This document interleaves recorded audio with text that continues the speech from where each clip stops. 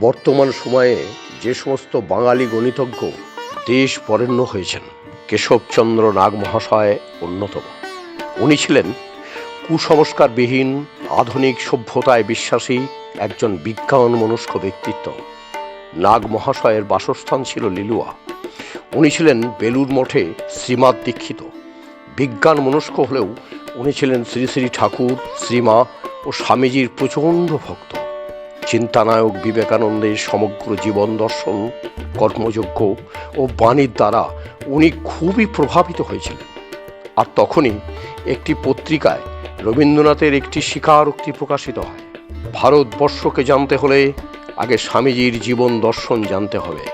এই কথাটি সারা বাঙালি সহ সারা বিশ্বে ছড়িয়ে পড়ে এবং সকলেই স্বামীজির সম্বন্ধে অনুসন্ধান করতে শুরু করেন।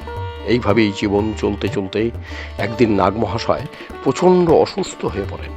নামকরা ডাক্তারদের দ্বারা চিকিৎসা চলতে থাকে, কিন্তু অবস্থার কোনো পরিবর্তন হয় না।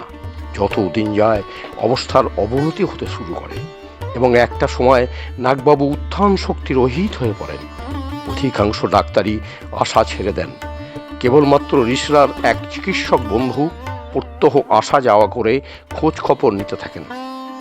একদিন সন্ধ্যা থেকেই শারীরিক অবস্থা খুব খারাপ হয়। অপদ্যম ফেলার মতো শ্বাস প্রশ্বাস চলতে থাকে। বাড়ির সবাই নিরাশ হয়ে অন্তিম সময়ের অপেক্ষা করতে থাকেন।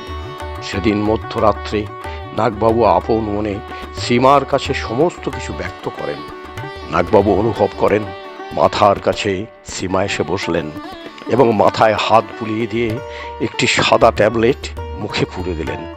ট্যাবলেটটি গলতে গলতে পুরোটাই যখন পেটে চলে গেল, নাগবাবু হঠাৎ চোখ খুলে দেখেন ঘরে তো কেউ নেই, উনি তো একা। উঠে বসার চেষ্টা করতেই খুব সহজেই উনি উঠে বসলেন এবং লাঠিতে ভর দিয়ে আস্তে আস্তে ঘরের মধ্যে পায়চারি করতে থাকেন। তখন ভোর হয়ে গেছে, পূর্ব আকাশ লাল, নতুন সূর্য উঠছে। বাড়ির লোক ঘরে এসে দেখে নাগবাবু পায়চারি করছেন। জয় মা শারদেশ্বরী, জয় মা শারদেশ্বরী, জয় মা শারদেশ্বরী।